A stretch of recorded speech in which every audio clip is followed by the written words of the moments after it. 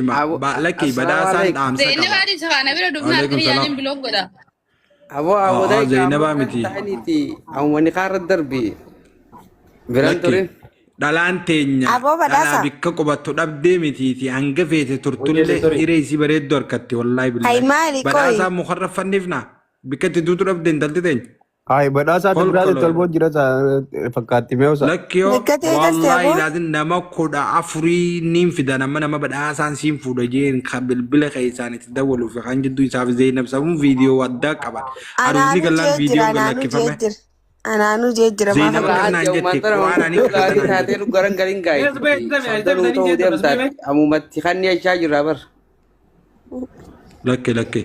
Wallahi guyyaa aruusni galee Zeenab isiin fannisaa viidiyoos gadi lakkisette. Zeenab garaan xaliilaa sosobee ni eegsisa viidiyoodha. Naa amanii siin jee wanta waraasan maalli isiin jaalalaan of jirtu tokkichaasanii gadi lakkista. Oh my god. Ama dai. Qabenya si guddaadheetta. Badhaasa ati amma harfatti badhaasa. Haruusa godhuu dhufne bar. Haruusa godhuu dhufne ni kaara nu dar bireeti. Waan nu bireeta isa. Inshallah baruut hiikaaf dhuftan irra gizee harrumaan tanatti haruusa godhuu dhuftan. Haruusaaf dhufne. Ay boruus akkanumatti dachaanee hin harrumaan tana hiitan boru amma hiikaaf dhuftan ammumatti. Intala bareeddu. Amma eenyu feenyu walitti na haa godhu yaan sila. Taa'uu hin dandeenyu bara. Warra wal bira taa'u kana badhaasaa fi azuutti quyin. Waaritu nagaa fayyaa obboleettii qaalii fi gaarii nama. Lidori malee tame lidori. Mashallah. Ni haa eeguutti jira gaafa qara eenyu. Lala. Ina fada ogaru sila mashallah sama dhugaati. Lotari. Ayazutti maaliif inni naafa yaaboo gammachuuti yaati gammannaa na gammade. Ibeen kana jiru yoo ni fi sitti hijibee jiraatellee hin beekne hin jaaba. Humaan qabu gammachuuti yaa. Garumaan jettee garuu. Wajjumaan gammanna humaan qabu. Garumaan jettee garuu. Wayi waajjira ni nandoo fi naa himi dhalaa akka ta'eetti natti hin kijibee yoo si kijibee jiraates naa himi. Ammumaan tana asirratti. Anis Khalid kanaa fedha sitti aansee Khalid ni kaanaa godhani. Abraa fedha akka garuu isa kijibee jechuu qiyya amma isra Kaayiroo ni jirtaan nama Kaayiroo jirtuun Khalid kunoo meesha jira Khalid. dhalaa Kaayiroo jirtuun fadhaan. Khalid kana na kaanaa godhanis. Diasporaan jiru inni dhoyne jala. Lakki dhalaa Kaayiroo jirtuun fadhaan lubbuun Kaayiroo na ichi jirti. Okay, warra Kaayiroo ta jirtu sima warra takkanallee tallamanallee sadillallee tafeeta keessa mara tatta. Singiliin hin jirtu. Akkasuma godhe badhaasa. Jetteere. Diasporaan kan nuti Khalid hin jiru. Jetteere. Jee. Akkamigaa takkumoo iyyaa bakka lamaa tana. Tammoo takka dhaalte wayii. Isin warra nagaa as nuuf ergitanii. Warra nagaa nuuf isin ergitan. Awa Khalid eessa jirta? Waa'ee bakka duutiin jirre bakka jiruun hin jirre. Mana hidhaa san taatu dhalaan sin barbaachiftu achuma ture. Rabbi gaafa mana hidhaati si baasee yaadda fidda. Manuma hidhaa san jirre yaa'u. Khalid kun tamaariidha fakkaatti yoo akka reefuun tana viidiyoo banateetti. Lakke madure barnoota ne galle yaamne interview tee taa'u jira tamaarummaadhaafis. Gakke mana barumsa irraa gala deemu jira baasa keessa jira. Bar manni barnoota dafee sin fudhatu. Anuma qara'an ammoo isaan kun. Fuularraa nama dubbisaa bar. Ajaa'iba warra yoo udaan nama gabalee udaan akkanaatti si qabe jettanii namaa himtani sun. Lakke bikka isaan illee dalaynu nuti. Aramni ganama nama akka keetii kana gidi arge maal jaanni beektaa intalisa suqannana yaa khisiin jaan. Ganaadha maal taate. Kan. Khalidoo harka matarraa buusu biyya namni hin duune. Shamarran dinnee jira. Arabeennan arabninis kun otila mumyaa. Maayite. Dinnee jiran saayifa kayyaruuti warri diasporaa naa gidee dhuftan. Akka jee badhaasaa bichaanis Badhaasa azutti tanteessa hojjistere amma. nama meeqa akkana kochiisaa oololai nama hiree isaa dura dhaabbatee fi kooyinan kanneef numa kochiise inni. Biloo karkasarra jiraame qotte na jibbitee qotte nama jaayisa qotte siisan gizeette na jibbitee qotte daa'inni biloo baga kochiise dhiisi. nuti kakuchiisu malee kafuudhu nun ta'uu bar. amma isin dhaga'ame mee doon alala qabbana namarraan dhorkitu jaanii mala dhawadha.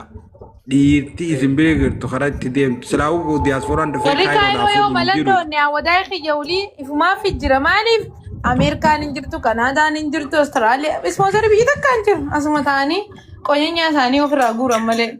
Maal dhiirti silaa'uu dalagaan itti jabaatti beekigaa dhalaa fuudhaati nagaa keessa nabbaa jiraasan maal waan qabda wajjii waliif daddaa. Saayiba xiyyaate ajaa'ibaati ati hariifa dubbiin si galtee jirti garuu obboleettiin teenya nurra deemtee bar hay warri diyaaspoora warra akkanaa warra akkasii warra akkanaa jettee. Likkeette kaashime.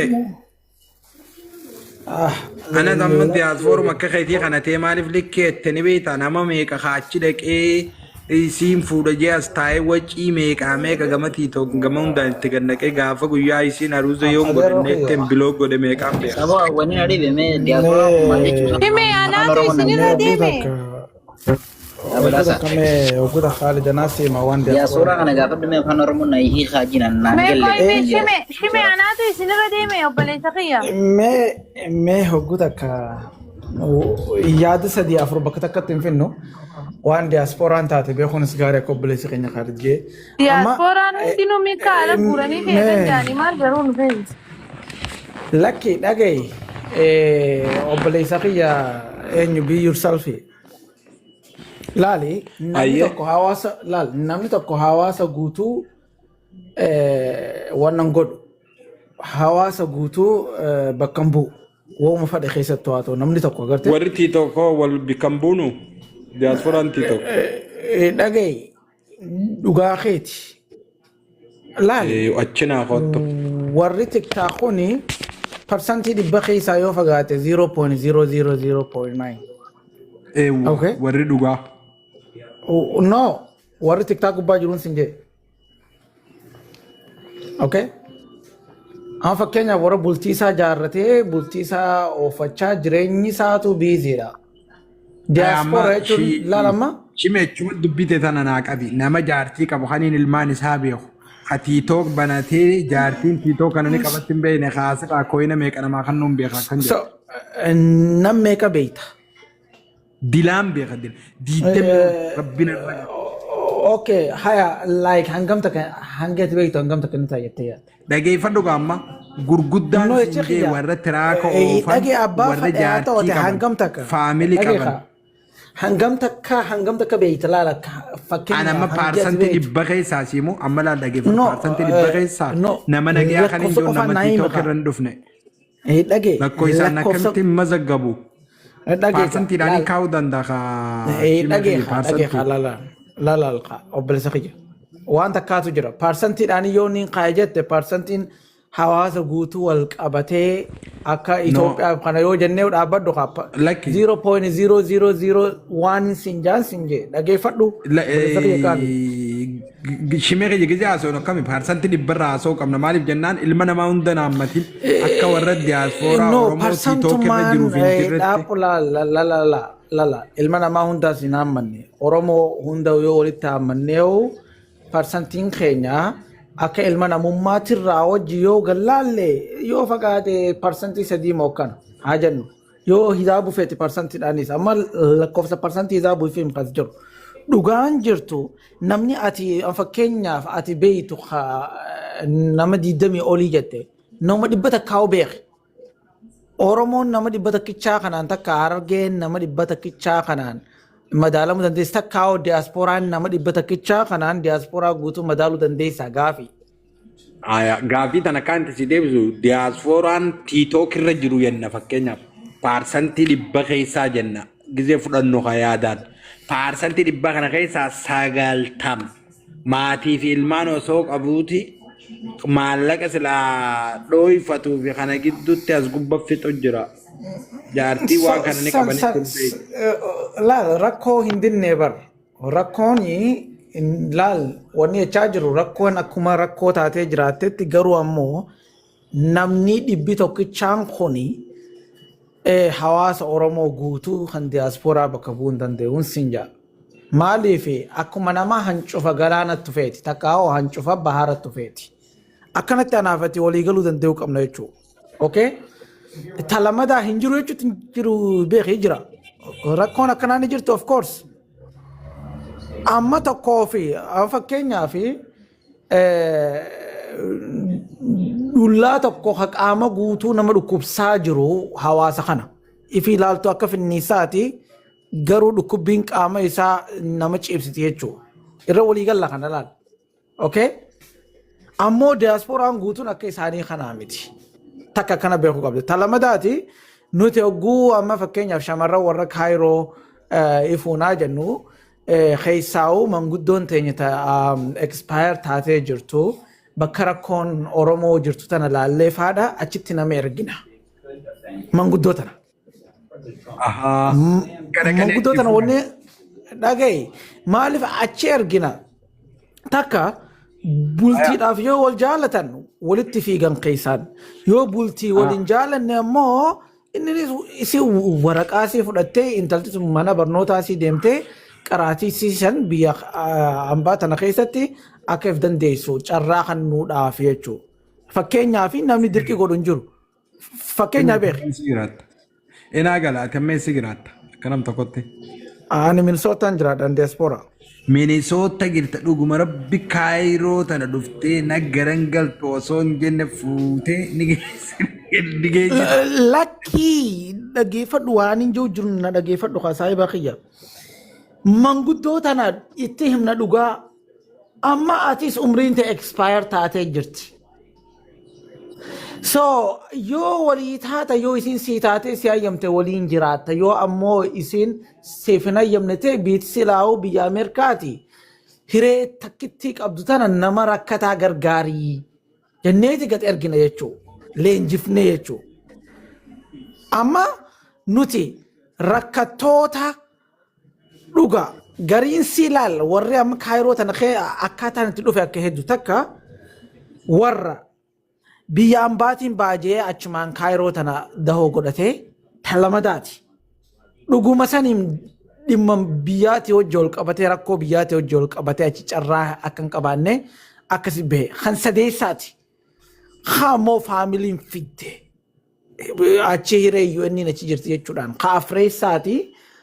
Kanuma ammoo jireenya Afrikaa kana keessaa fakkeenyaaf warra Saawud Afrikaa irraa gama Kenya irraa takka Egypt bakka jireenyi gaarii barbaada kaayiroo san dhaqe jechuudha.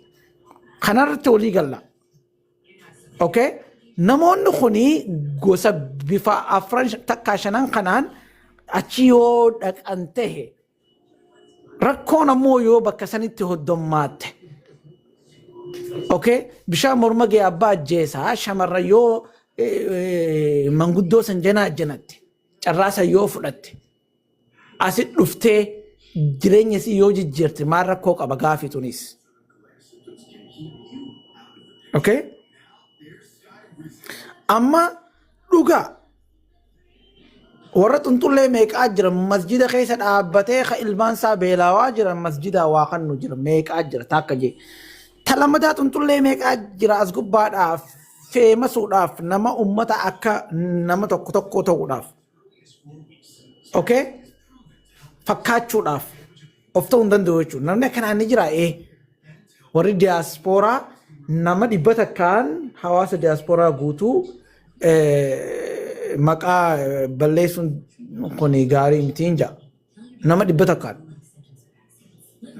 Hawaasni diaaspooraa ka biyyatti mana barnootaa ijaaru jiruu jira. Rakkataa meeqa gargaaru jiruu jira. Okay?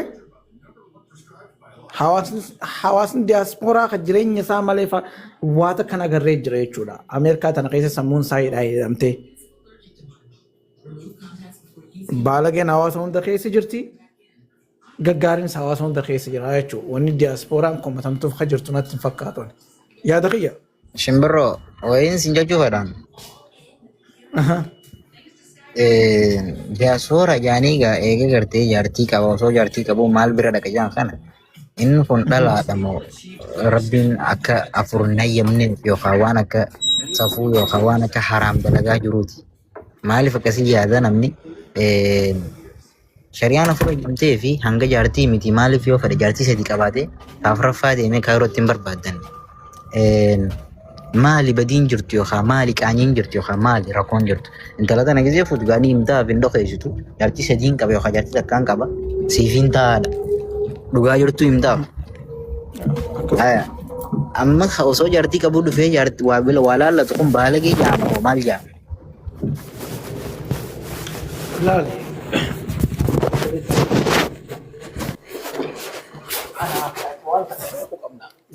Amma fakkeenyaaf nuti reefuun tana dubbii dhugaa dubbattee eenyu obboleettiin teenya ijji faayaa dubbii isiin dubbattee takka irraa seemume deem jettee warra jaartiin zubaalaa miikaa gaarbee jaatee wajjin ala keessuuf biitu sun biyya dhalaa tahuu biyya dhiirtii amma ijji faayaatis gaafa Afrikaa keessaa dhufte amala intarsanii nama qabaatti beeki. Maaliif ni beekna? Dhiifama yaa obboleeyyan isa geessan haasawaa keessan biran turre. Amma waa'ee ta'e galee koo dubbii. So amma deem jettee ha jaartiin huccuu isaa zubaalaa hojjaala keessuufii jette dhugaasiiti. Hin kijibne garuu yoo isiin biyya san dhuftees jechuudha. Biyya tana dhuftees jechuudha. Isiin isaa maaluma kana qabaatte jechuudha. Maaliif biyyaatu biyya dhalaati. Amma haada meeqaatu asitti namticha kanatti itti hidhame jechuudha. Child supportii jaanii gargaarsa ilmaanii jaaniiti. Ilmoon sanuu gaan fakkeenyaaf ta'isaa ta'uu dhaba deennis godhu baatanii hanga mucaan sana amma 18 ga'uu isaa guddise jechuudha. Allahu alam bakka feetee fidde haa taatu mee fakkeenyaaf. Okay? Biitii biyya dhalaati beeku qabda biyya weestarnii kana haala sii dubbachuudha. Dhalaan asitti osoo harkaan obboleessa kiyya afaan nagayaatiin mee buqqee qaruuraa nuukanni osoo hin jenne miila kana akka quba namaa arrabsuutti achi qabdee miila kanaan jechuun kiyya buqqee san fidi jette jechuudha. Biyya akkasii san keessa jirra. Amma akkana jechuun dhiiraan rakkoo qabaan lakki. Amma yoo keetiin amma isii tana akka heera jalaa hin baasee deemee ta biraa fuudhee heera jala kaayyadha jee heerrinis takkuma hayyama jechuudha. Takkuma nama hayyama. Amma jalaa hin baasa jennaan mashaqqaan ni dhufti gaamaa irra fuudhuu deemtaadha jechuudha. So sanirra maal godhuu qaba jechuudha. Suutumatti akkuma badhaasa asutti ol baasi. Laal akkuma hantuutaatti hulluqee Kaayiroo tanaanis Keeniyaa tanaanis Itoophiyaa tanaanis because jaartii fitinaa akkasii tana